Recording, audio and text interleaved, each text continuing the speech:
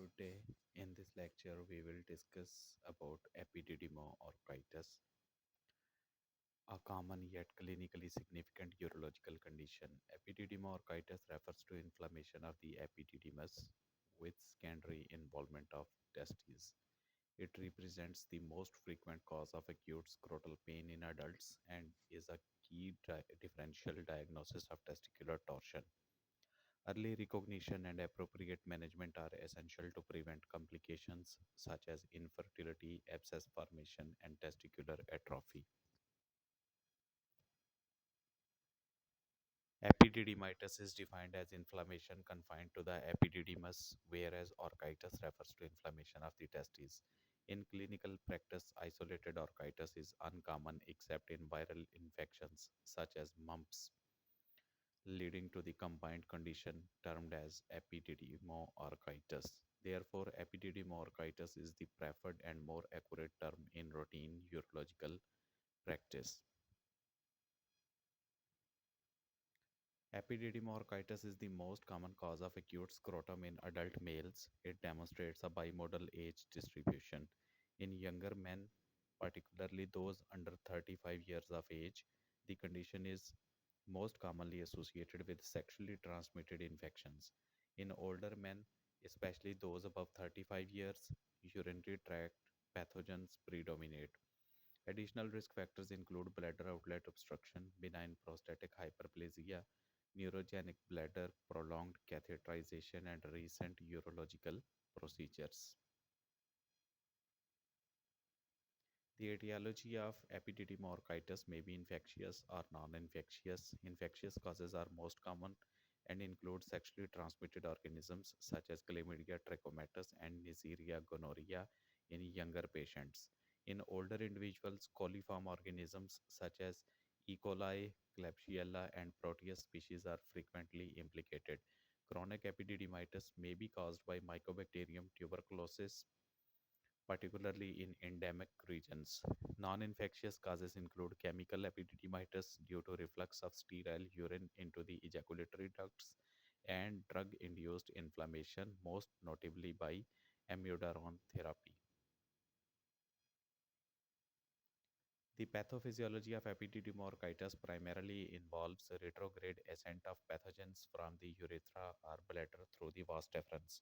This leads to inflammatory edema and vascular congestion of the epididymis and testes. Progressive inflammation increases intratesticular pressure, which may compromise venous and arterial blood flow.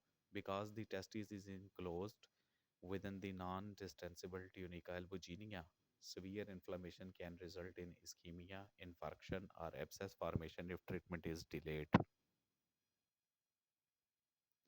Patient typically presents with acute or subacute onset of unilateral scrotal pain and swelling. The pain usually develops gradually over hours to days, distinguishing it from sudden onset seen in testicular torsion. Systemic features such as fever, chills, and malaise may be present. Lower urinary tract symptoms, including dysuria, frequency, and urgency, are common, and urethral discharge may be seen in sexually transmitted infections. Elevation of the scrotum, which is known as Prahan sign, may be positive. Elevation of scrotum may relieve the pain, although this sign is unreliable and should not be solely relied upon. As you can see here, Prahan sign is positive in epididymitis. Whenever you elevate the scrotum, patient gets pain relief, and when there is exacerbation or increase in pain on elevation of the scrotum, it is a feature of testicular torsion. Pain persists in testicular torsion while patient get pain relief on elevation of scrotum in epididymo-orchitis.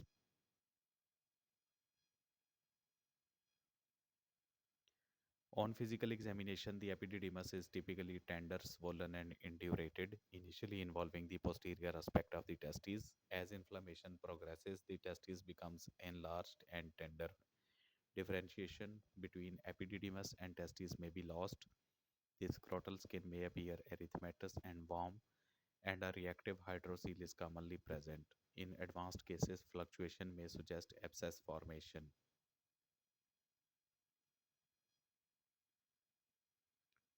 The most important differential diagnosis of epididymo-orchitis is testicular torsion, which represents a surgical emergency.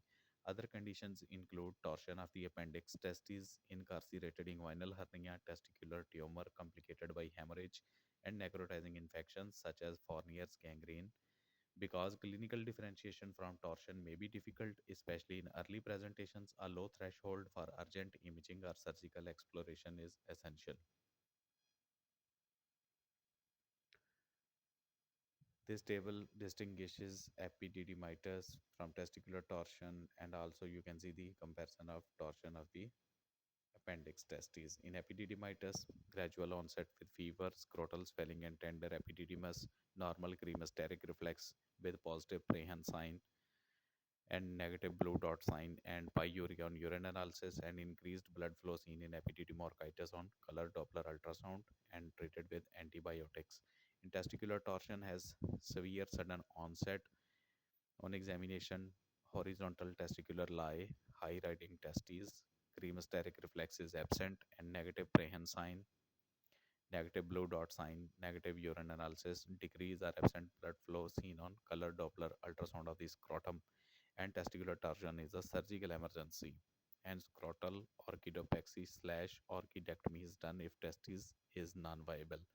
Torsion of appendix testis has sudden onset, palpable tender nodule on the top of the testis felt on examination with positive blue dot sign, and there is increased periappendiceal blood flow seen on color Doppler ultrasound of the scrotum, and it requires supportive treatment.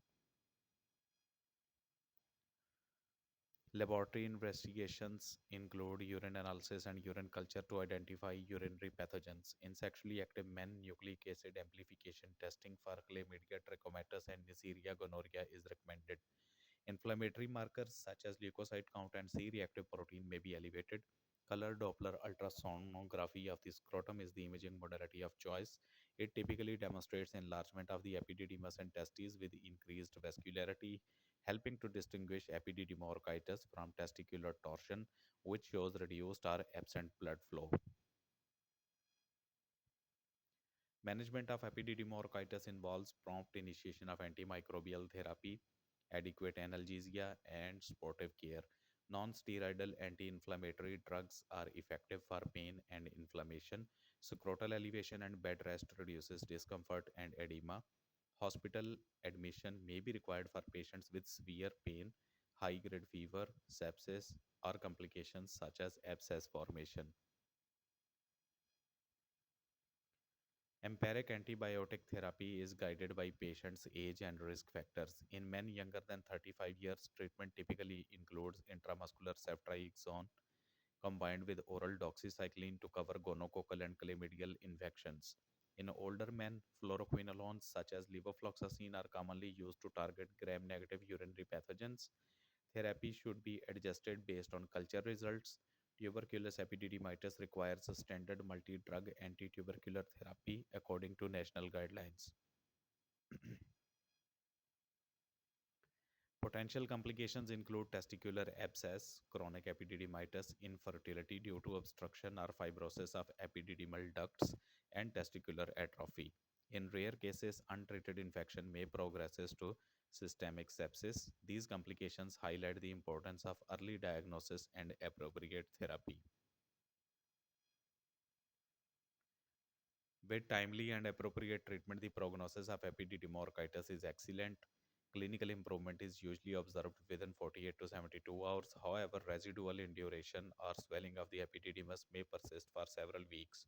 Patients should be counseled regarding this expected course to prevent premature discontinuation of therapy.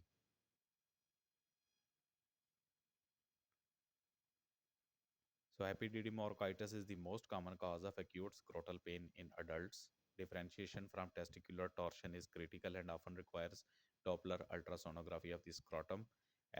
Etiology is age dependent and guides empiric antibiotic selection. Early treatment prevents serious complications, including infertility and testicular loss. That's it from today's lecture. Hope to see you in upcoming lectures. Take care till that time. Wish you very, very best of luck.